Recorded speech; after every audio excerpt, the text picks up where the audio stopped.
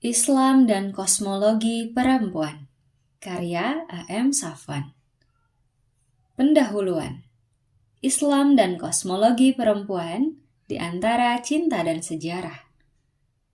Tidak memuliakan perempuan kecuali orang mulia dan tidak menghinakan perempuan kecuali orang hina, kata Rasulullah SAW. Tujuan kajian kosmologi perempuan dalam Islam adalah untuk memahami posisi perempuan dalam hubungan alam, jiwa, dan Tuhan. Berikut pengertiannya masing-masing. 1. Hubungan perempuan dengan alam terkait dengan fisik perempuan dan kaitannya dengan hukum Islam pada perempuan. 2. Hubungan perempuan dengan jiwa terkait dengan pikiran dan perasaan perempuan dalam etika dan irfan. 3. Hubungan perempuan dengan Tuhan terkait dengan peran Tuhan dalam kehidupan perempuan di alam fisiknya, hukum, dan perempuan di jiwa, etika, dan irfan. Dengan demikian, kajian kosmologi perempuan adalah upaya memahami bagaimana Allah Subhanahu wa Ta'ala menempatkan perempuan dalam keseimbangan hukum dan moral, etika, dan irfan. Perempuan dipandang dalam kesatuan lahir, alam, dan batin, jiwa. Apa kekhususan perempuan dalam hal ini? Bukankah laki-laki juga dipandang dalam kesatuan lahir dan batin ini? Kekhususan perempuan dalam kosmologi Islam adalah terdapatnya eksistensi cinta dalam diri mereka. Cinta ini adalah sisi batin manusia dan merupakan kekuatan tertinggi dalam etika dan irfan. Mengapa dalam syariat hukum Islam banyak orang dengan mudah mengabaikannya dan mungkin bahkan ada yang menentangnya? Hal ini karena lemahnya cinta dalam diri mereka. Maka untuk meraih cinta itu, kosmologi Islam memberikan perspektif bagaimana manusia mendapatkan pancaran cinta dan kasih sayang dalam jiwa perempuan, sehingga syariat hukum Allah yang mereka jalani dibangun di atas fondasi hakikat, al-haq. Untuk melihat akhlak atau kualitas irfan manusia, dapat dilihat dari bagaimana akhlak mereka dengan perempuan. Sebaik-baik kalian adalah yang paling baik terhadap perempuan, dan akulah yang paling baik terhadap istriku, kata Rasulullah SAW. Bagaimana perempuan memancarkan akhlak itu terhadap laki-laki? Dalam spiritualitas, terkenal ungkapan para arif, "Ya Allah, berikan cintamu agar kami dapat mencintaimu."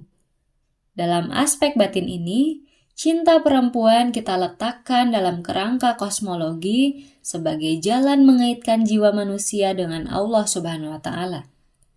Aspek batin perempuan dalam sejarah adalah manifestasi utama perempuan sebagai rumah cinta, ibu rumah cinta.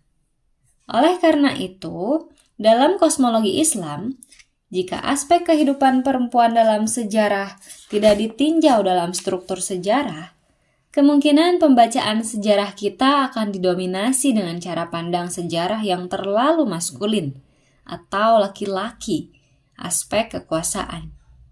Padahal aspek kekuasaan itu adalah aspek lahir dari peradaban, sedangkan cinta adalah aspek batin dari peradaban. Kita bisa melihat bagaimana kekuasaan yang berdiri tanpa kekuatan cinta. Maka kekuasaan itu akan cenderung dipakai sebagai alat untuk menindas.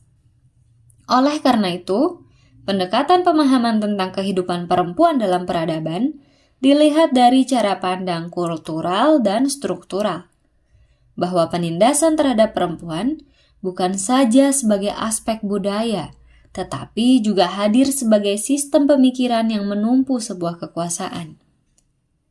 Kerjasama dalam pembangunan dan pengembangan peran perempuan dalam semua aspek selayaknya berangkat dari kekuatan utama dari hak eksistensi perempuan, yaitu cinta. Cinta ini yang dengannya Nabi Adam alaihissalam meninggalkan surga untuk menemui rumah cintanya yang bersemayam pada jiwa Siti Hawa alaihissalam. Pendekatan kajian kosmologi dalam memahami Al-Quran Surat Al-Baqarah ayat 30 tentang kehendak Allah Subhanahu wa Ta'ala untuk menjadikan seorang khalifah di muka bumi ini, patut diletakkan relevansi pentingnya posisi perempuan dalam konsep kekhalifahan sebagaimana dalam kisah Adam dan Hawa. Kosmologi Islam melihat kerangka hubungan teologi dan aspek sosial sebagai jalan spiritualitas perempuan. Memandang sejarah dengan pandangan terbuka dan tipologi dalam arti bahwa sejarah dilihat dari perilaku seseorang dan bagaimana perilaku sejarah itu memahami dan merasakan perilakunya sebagai bagian yang tak terpisahkan dari kehadiran cinta dan kasih sayang yang tumbuh seiring dengan pemahaman dan perasaan atas perilakunya. Dengan demikian, sejarah selain memiliki sisi rasional objektif, juga punya sisi perasaan yang subjektif. Keduanya adalah informasi sejarah yang tidak bisa begitu saja diabaikan dalam menyusun dan mengkonstruksi pandangan moral dalam sejarah. Sisi objektif sejarah tidak lepas dari sisi subjektif yang membentuk pandangan ilmiah sejarah. Emosionalitas juga adalah bagian dari sejarah yang tidak bisa dipisahkan dari aspek perilaku manusia sebagai sesuatu dicatat dalam sejarah. Salah satu sisi emosionalitas terdalam manusia adalah aspek cinta dan kasih sayang. Betapapun ini secara alamiah terbentuk oleh sebuah pengalaman individu, tetapi pengalaman ini dapat berdampak pada perilaku manusia dalam mengambil sikap sejarah. Dengan demikian, aspek psikologis tidak dapat dilepaskan dari pengalaman keagamaan manusia. Demikian halnya dengan aspek sosiologi dan antropologis. Cinta adalah salah satu aspek dasar pembentuk sejarah yang non-artefak, tidak terlihat, tetapi peranannya begitu nyata dan kuat. Secara sederhana, tidak bisa dipungkiri bahwa banyak sejarah besar dibangun oleh kekuatan cinta sebagai kekuatan moral dan kritis dalam melanjutkan misi kesejarahan. Sebagaimana dalam sejarah kehidupan cucu Nabi Muhammad, yaitu Sayyidina Husain dan Sayyidah Zainab dalam tragedi di Padang Karbala yang dikenal sebagai Hari Asyura. Sakit hati karena putus cinta dan kebahagiaan karena cinta adalah aspek penting yang dapat menjadi kekuatan perilaku sejarah seseorang. Dalam konteks itu, kita dapat melihat kekuatan sejarah awal kenabian Muhammad SAW yang juga dipengaruhi oleh perasaan cinta Sayyidah Khadijah Al-Kubra dan cinta Sayyidah Fatimah Az-Zahra. Berikutnya hingga para istri Nabi Ummul Mukminin. Perempuan dan cinta adalah salah satu bagian yang tidak dapat dilepaskan dalam sejarah kenabian Muhammad SAW.